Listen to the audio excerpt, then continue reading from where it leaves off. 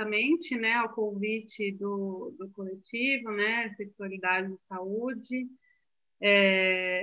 Então, aqui na mesa, no caso, como mediadora, representada pela figura da Thaís também, super querida. A gente já tem se acompanhado o trabalho já de antes. Queria também expressar minha felicidade em estar aqui nessa mesa, né, nesse webinário, ao lado de profissionais, intelectuais, enfim, mulheres tão incríveis, né, e tão competentes, como a Mariana e a Aline. Com certeza, acho que vai ser uma noite muito bacana para a gente dialogar. Bom, vou esperar a Thaís colocar o slide. Acho que eu vou colocando umas coisinhas no começo. Já foi feita uma apresentação da minha pessoa, né? Mas acho que eu queria um pouco frisar esse meu lugar de fala, né? Para situar um pouco, né? A partir de onde eu me localizo para fazer essas discussões, né? Como a Thaís disse, eu sou uma acadêmica, então eu não sou profissional do SUS ou do SUAS, enfim, mas sou uma antropóloga que fez, né, tem feito trabalho de campo da saúde, né, serviços de saúde, centros de saúde, hospitais, enfim, de várias complexidades, e daí fala a partir das observações que fiz, né, e das teorizações que a gente vai elaborando. E também, né, além desse lugar, também falo do lugar de uma mulher negra, uma mulher mãe, né, defensora do SUS, também, né, usuária do SUS, enfim, acho que isso tudo permite alguns olhares outros, né, em relação a esse campo todo. E daí, pode passar, Thaís, terminando minha apresentação, já como militante e acadêmica, né, eu queria só frisar também que a teoria ela é nossa aliada, né? Então, eu não quero ficar teorizando muito aqui, mas eu acho que primeiro é necessário uma discussão um pouco conceitual para fins de entendimento, para a gente se situar no debate. Então, antes de entrar no tema das maternidades, eu gostaria de falar um pouco, né, uma discussão histórica, mas conceitual sobre interseccionalidade, para a gente entrar no tema já rapidinho. Pode passar, viu? Bom, para início de conversa, o que são as interseccionalidades? Esse conceito, ele foi cunhado, né, pela intelectual norte-americana a Kimberly Crenshaw, né, ali no final da década de 1980, mais ou menos.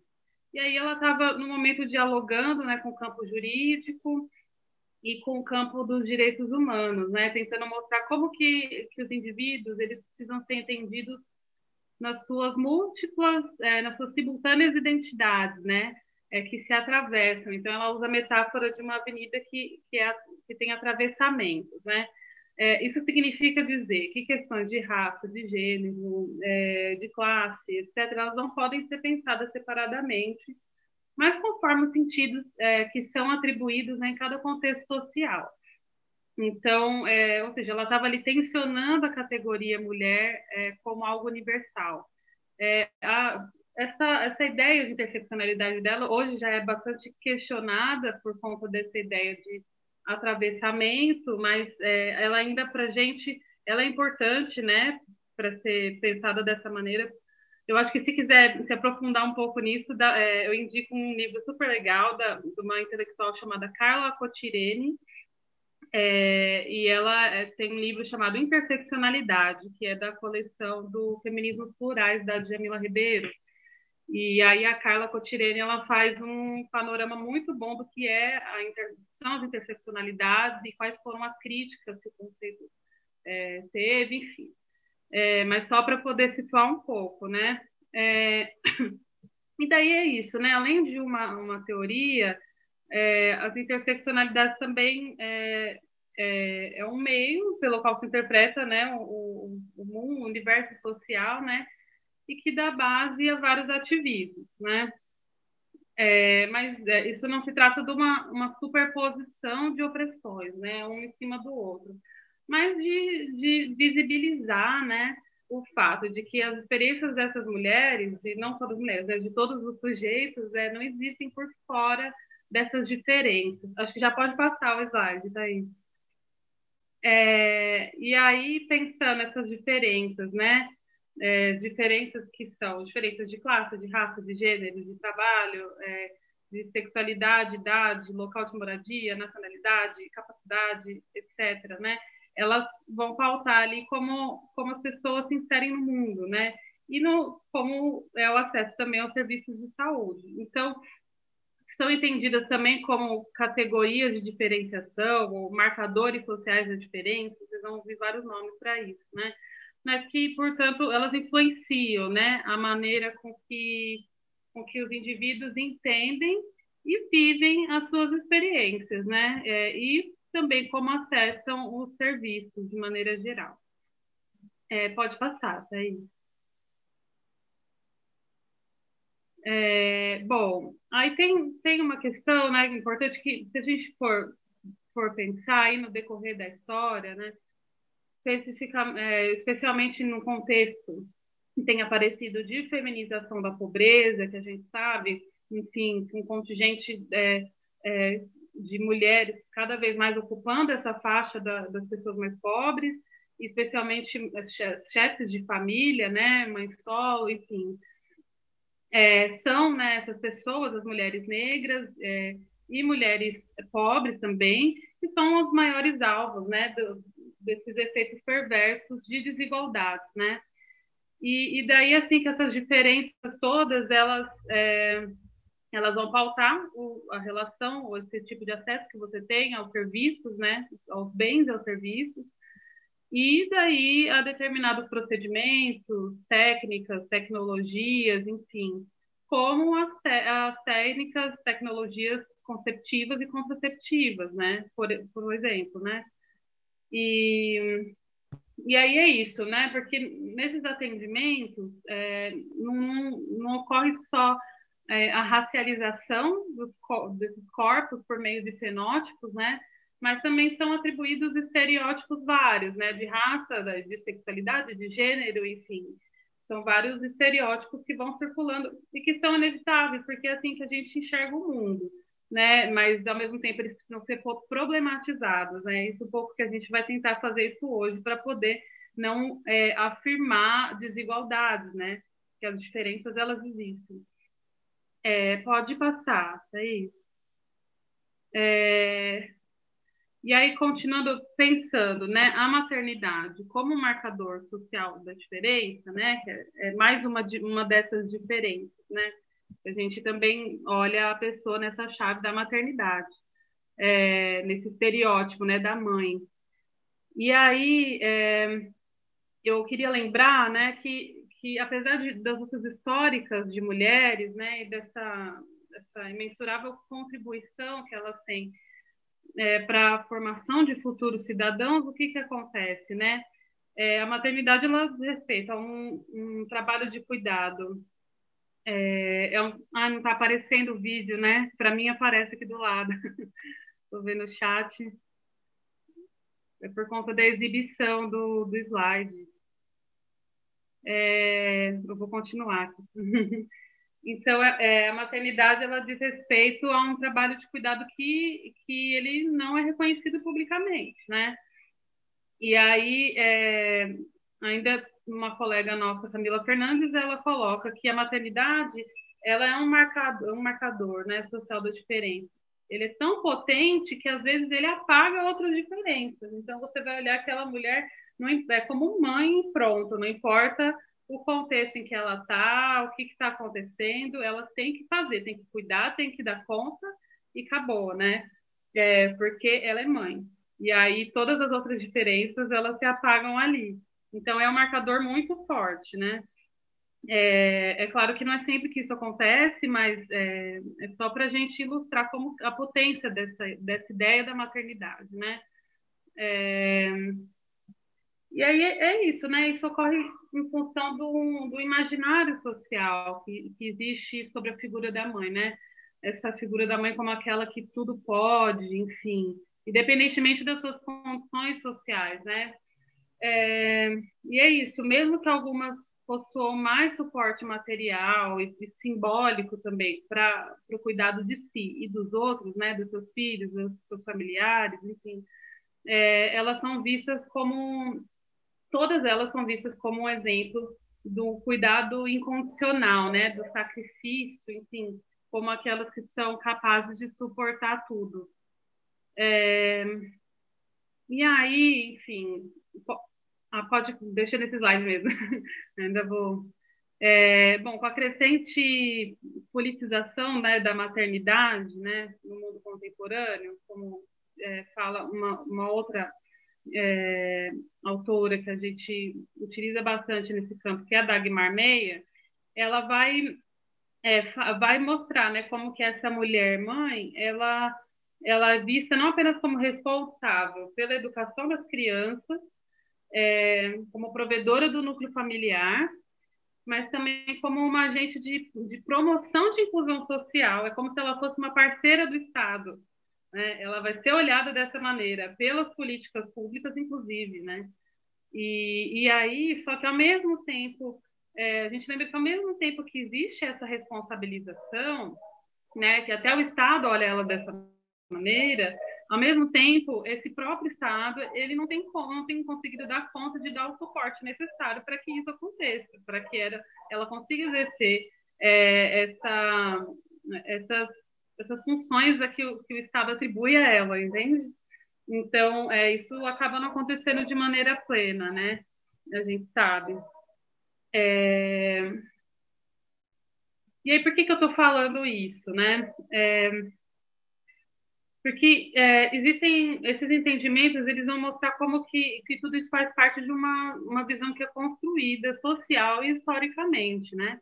E aí, partindo desse pressuposto, é importante a gente entender que de quais maneiras, né, a história vai mostrando para a gente como a experiência das mulheres, e sobretudo essas experiências de maternidade, elas não se dão de modo homogêneo. Muito pelo contrário, elas sempre aparecem pelas diferenças, né? E aí pensar a partir das diferenças proporciona para a gente um olhar mais adequado sobre como o acesso aos direitos sexuais e reprodutivos, né? Por exemplo, as maternidades, elas vão ser perpassadas, né? Por diferenças aí étnico-raciais, de classe, de, enfim, ocupação, orientação sexual, daí que eu já falei, né? De várias delas. Pode passar o slide, tá aí. E aí eu queria trazer um pouco dessas diferenças ao longo da história, né? Como elas vão aparecendo, né, tensionando as lutas das mulheres, né? Quais maneiras elas vêm aparecendo. A primeira delas é lembrando, né? Como já começa ali na escravidão. Quer dizer, tudo começa antes, né? Porque o Brasil já existe muito antes de colonização e tudo, né? A gente sabe disso.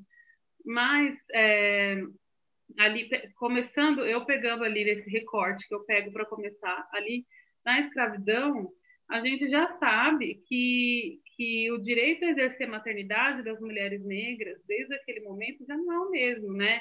Que esse direito à maternidade ele era subtraído, né, de mulheres negras e também de mulheres trabalhadoras, né? Então, além dos exemplos das amas de leite, que a gente sabe que tinham que cuidar e amamentar os bebês dos senhores, né? Durante esse período da escravidão, a gente sabe também que era muito comum, né? Abortos autoinduzidos e o índice de infanticídio também era muito grande, mas o aborto não era uma bandeira. É lógico que fazer aborto em nenhuma situação é bacana, né? A gente defende essa bandeira, mas nesse contexto, a ideia do aborto ela não significava algo, um rumo à liberdade. Muito pelo contrário, ela era reflexo de um desespero frente a um cenário cruel. Então, tem um outro, o aborto ele vem com outro significado para essa população. E aí, a gente pensando ainda né, no século XIX, né, que ainda tem escravidão, mas aí tem vai tendo as lutas das mulheres, as feministas, né? Em torno do sufrágio universal do voto, mas também em torno da maternidade voluntária, porque a ideia, né, de, de limitar e de planejar a gravidez era importante para quê? Para que elas pudessem ter uma carreira, trabalhar, viver para além dos cuidados com o lar e com a família, né? Só que esse direito que as feministas reivindicavam, né, sobre o controle da natalidade, ele combinava com esse estilo de vida, né, das famílias das classes médias e das burguesas, mas ele começa a se tornar um dever para as famílias das classes trabalhadoras. Que até nos Estados Unidos, por exemplo, tinha um slogan, né, de mais filhos para os aptos e menos para os inaptos, né, alguma coisa nesse sentido. Então, nessa época, e aí a gente tem um capítulo muito bom naquele livro da Angela Davis, Mulher, Raça e Classe, né, que ela vai mostrar um pouco dessa história, que ela vai mostrar, inclusive, que as mulheres negras, elas comparavam o controle da natalidade ao genocídio da população negra, né? Porque, inclusive, muitas feministas elas defendiam a esterilização involuntária das mulheres negras. Então, sempre havia uma tensão, e muitas dessas mulheres também eram contra a abolição da escravidão, né? Então, sempre tinha um tensionamento. E aí, esses direitos sexuais e reprodutivos, eles apareciam de maneiras diferentes para um grupo e para outro. E ainda no século seguinte, ali no século XIX, tem a luta das feministas, né, para desvincular a maternidade como algo intrínseco do corpo feminino, né? Então são essas tecnologias para então a pílula, né, o anticoncepcional e tal, a gente sabe disso, foi uma bandeira importante. Só que e aí uma outra bandeira que vai aparecendo com força é qual o nome do livro que eu falei? Mulher, Raça e Classe, é isso? Eu fico vendo o chat, às vezes eu fico meio confusa, gente, mas quem souber vai respondendo os coleguinhas aí do lado. E aí, que eu estava falando, a bandeira do aborto, né, que também vai começando a aparecer. Só que essa bandeira ela acaba sendo olhada com desconfiança por parte das mulheres negras, justamente porque por conta todo esse histórico que eu falei, né? Elas nunca tiveram um direito pleno à maternidade assegurado para que daí elas pudessem abdicar disso, né? Então sempre foi um tensionamento. Essas diferenças elas sempre apareceram em torno da maternidade. Não é uma coisa de agora, né? A interseccionalidade também não é uma coisa de agora. Aí pode passar, Thaís, por favor. E aí, né, falando um pouco de cuidado, né, porque eu trouxe esse histórico para a gente pensar um pouco sobre. Porque isso, falar de maternidade, a gente não consegue não falar de cuidado. E eu queria um pouco pensar como que esse contexto vai trazendo a gente para pensar no cuidado atualmente, né? Porque a ideia de cuidado sempre foi associada às mulheres, né? Como aquelas provedoras de cuidado, enfim, como eu falei, né? Aquelas responsáveis por manter esse núcleo familiar, enfim, e cuidar de si, dos outros. Mas esse histórico vai mostrando para a gente essas diferenças, né? E no caso, por exemplo, das mulheres negras, elas sempre, historicamente, cuidaram mais dos outros, ou da família dos outros, ou dos filhos dos outros, do que dos seus próprios, da sua própria família, de si mesma, e, enfim. E aí, né, elas sempre trabalharam na casa dos outros, né, foram amamentar os filhos dos outros, e apesar disso, sempre receberam historicamente menos cuidados. E aí, hoje, um dos exemplos disso que a gente sabe, né, no campo da saúde sexual e reprodutiva, é o fato de que as mulheres negras elas recebem menos anestesia, né? E isso vem aparecendo, essas discussões vêm aparecendo. Eu acho que na próxima discussão de violência obstétrica, no próximo encontro, isso deve aparecer também. Né? E não vou entrar nessa outra discussão. Mas é um pouco para lembrar, né, de como esse cuidado ele é tão relevante, né? Porque em algum momento da vida todo mundo precisa de cuidado, mas ao mesmo tempo ele é tão invisibilizado, tão desvalorizado, né? E, e ele é perpassado por essas desigualdades, né? Diferenças que informam desigualdades, né? E aí eu venho aqui lembrar, né, desigualdades, porque a partir desses casos, né, que mostram que o cuidado é político, que eu coloquei aqui, que são casos que, né, são recentes, eu acho emblemático para a gente pensar sobre maternidade, sobre cuidado. Primeiro, né, estava pensando em desigualdades, né, nesse país, do elevador social e do elevador de serviço, né, que é o símbolo da desigualdade, é o único país do mundo que tem elevador social e elevador de serviço, e foi justamente um elevador, né, que determinou a vida do menino Miguel, né. E aí eu trago o Miguel por quê? Porque a sua mãe, Mirtes, isso aconteceu porque a sua mãe, Mirtes, foi obrigada a trabalhar, né, durante a pandemia, como empregada doméstica, né, e aconteceu o que aconteceu, que a gente sabe, lá em Recife, né, e ali eram o quê? Duas mães, né, duas mães com seus filhos dentro de casa, né, uma, a primeira dama, né, da cidade, de uma cidade vizinha, né, uma mulher branca, moradora do edifício mais luxuoso de Recife, né, e a Mirtes, né, uma empregada doméstica, negra e moradora da periferia.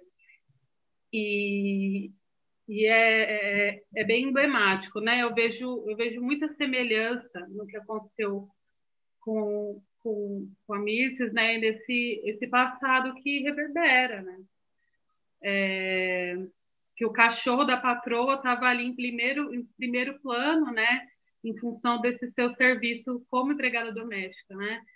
E aí o seu filho foi negligenciado pela patroa, e se fosse o contrário? E a gente já sabe, né, o que, que ia acontecer, né? O que, que é a justiça para um lado para o outro, enfim.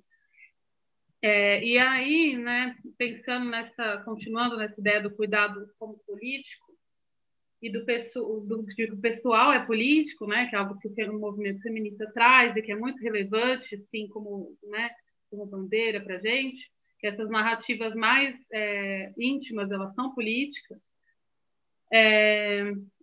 Eu estou aqui tentando mostrar como que o corpo, né, a ideia de corpo é território político, né, mas que também é sujeito de cuidado e de afeto, e afeto no sentido de afetação mesmo, né, de ser afetado de diversas maneiras pelos seus marcadores, né, pelo que te perpassa como identidade, enfim. E aí esse outro exemplo das mães de micro que eu trago, né, que é algo também extremo que eu acho que passa, né, pelo Brasil e que aí várias intelectuais vêm trabalhando muito bem, né, a Soraya Fleischer, né, a Débora Diniz, que vem falar, né, desse cenário dessas mães, né, com filhos com microcefalia, né, mães viajantes, né, cansadas nos seus itinerários ali, muitas vezes viajam, né, quilômetros e quilômetros por um atendimento, né, e sozinhas, com aquela criança, com bolsa, com tudo, e é isso, né, elas são mães que são quase exclusivamente responsabilizadas por esse cuidado com as crianças, no contexto que o Estado, né, que coloca essas crianças como prioridade, muitas vezes falha com os serviços, e aí essas mães desanimam, e quando elas desanimam, né, frente a esses constantes desrespeitos que elas vão sofrendo, elas são quase que exclusivamente responsabilizadas, culpabilizadas, enfim. Então, essa coisa das mães de micro, né, e do cansaço materno, enfim, é uma coisa importante também um fenômeno que a gente não deve ignorar, que passou, né? Mas não passou, porque, enfim, elas continuam vivendo essas coisas. E é isso, né? Pensando mais como é importante a gente teorizar também, refletir sobre o cuidado, né? Porque ele aparece como desimportante, desvalorizado socialmente, e quando, na verdade, ele é primordial para a nossa vida, né? Aí pode passar, Thaís. É, bom, falando um pouco, né, dessa lógica do cuidado precário, né, as instituições de saúde. Eu tentei, né, a partir desse debate, mostrar como que as maternidades elas são plurais, porque as experiências e as histórias das mulheres são plurais, né? E que a nossa experiência ela é vivida por meio dos nossos corpos e que são marcados por um passado que ainda se faz presente, o passado colonial. São corpos que resistem, né? Não, eles não sofrem inertes tudo isso. São corpos que resistem, que acionam estratégias, né? E redes de apoio, enfim, redes para resolver seus problemas cotidianos. Mas são corpos cansados, né? E que sofrem uma série de invisibilidades, né? Invisibilizações, né? Frente a essas demandas cotidianas e demandas institucionais também. E aí eu trago essa ideia de instituição, porque fazendo um debate com serviços de saúde também é importante a gente pensar, questionar esse papel, né, da instituição e do profissional enquanto instituição também, né? Porque por mais neutra que o profissional pense que a sua atuação possa ser, né, existe sempre uma série de escolhas que ele, ela faz, né, que pode ou não, né, aprofundar uma série de precariedades da vida dessas mulheres. Então, as atuações, elas nunca são neutras, né? E aí, essas... isso parte de uma lógica, né, do cuidado, né, ou da falta do cuidado, né, de uma noção de um cuidado precário que muitas vezes é oferecido para pessoas que valem menos, né, e que isso não tem a ver necessariamente, tem a ver com a estrutura, né, às vezes que é oferecida ou que não é, estrutura material mesmo de trabalho, funções de trabalho para os profissionais, mas também tem a ver com a formação, né? E com o que faz essa formação na prática, né? Então, é um emaranhado de um complexo, né, de questões, mas, enfim, essa ideia do precário, do cuidado precário oferecida para pessoas que valem menos, ela aparece sempre mostrando, inclusive, a maneira como essas mulheres elas enxergam o próprio sistema de saúde, ou como elas vivem o sistema de saúde, né? Então, pode passar. Já estou me encaminhando um pouco para o final, né? E pensando como essas maternidades elas operam no campo da saúde, a partir né, de toda essa contextualização que eu fiz, que é isso, né? Pensando que na medida que essas interpretações, esses posicionamentos dos profissionais, eles dão respaldo, né, às práticas na ponta dos serviços, é possível dizer que esses profissionais, essas profissionais, atuam como mediadores entre políticos estatais, né, e ao mesmo tempo sendo parte dessas políticas, né, e os próprios usuários, as usuárias, né. Ou seja, pela opção ou do uso ou não de determinadas técnicas, ou a possibilidade de acessar, né, os mais variados dispositivos, enfim, isso passa a ser algo que atravessa fortemente, que contribui, né, à formulação da experiência dessas mulheres, né? E, enfim, pode passar, tá aí. Bom, longe de dar conta do tema também, né, que é uma discussão que a gente está mais abrindo do que fechando, mas propondo algumas reflexões, eu coloquei aqui para a gente se questionar mesmo, né? Como que esses marcadores da diferença, como eu falei, né, das diferenças, como a maternidade, elas estão operando no cotidiano dos serviços de saúde? Como vocês enxergam isso, né? E aí, qual que é o lugar o lugar de fala e da prática dos profissionais no que diz respeito ao atendimento? De todos os profissionais, né? Desde o atendente até o médico, enfim, todo mundo. E ainda, né? Aí uma pergunta específica para quem está atuando, em seu contexto de atuação, como andam as políticas, né, que visam a promoção da assistência integral e mais equânime, né? Como é o Programa de Assistência Integral à Saúde da Mulher, da Saúde da População Negra, o Programa Nacional de Humanização, enfim, como que anda a implementação dessas políticas, né?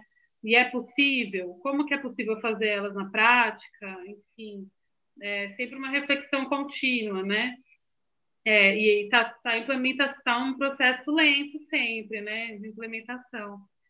E é isso, né? Pensando que identificar práticas discriminatórias no cotidiano e se posicionar diante dessas discriminações, né? Que você for identificando, é o primeiro passo para a promoção, né? De um atendimento de qualidade e um atendimento humanizado. Só que, além disso, também é essencial promover e incentivar um amplo acesso à informação, né, de maneira geral. E é como está ocorrendo com esse seminário, né? Acho que eventos como esse são super importantes, né, da maior relevância e que a gente consiga alcançar o máximo possível de profissionais, de mulheres, todo mundo que está envolvido, né? Todo mundo está envolvido, né? E aí essas são algumas maneiras, né, pelas quais a gente pode olhar para a dimensão do cuidado, né, pensando na sua relevância, né, dessa devida relevância, e compreender a importância, né, de cuidar de quem cuida, né, no modelo de atenção pautado nas particularidades desse sujeito mãe, né, de cada sujeito, e também, né, pensando em promover o SUS nos seus princípios primeiros, né. Acho que é um pouco disso.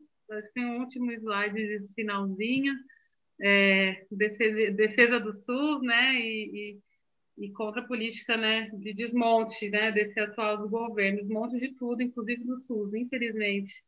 Mas é isso, gente. Muito obrigada pelo convite. Estou ansiosa pela discussão. Nossa, Georgia, eu que agradeço.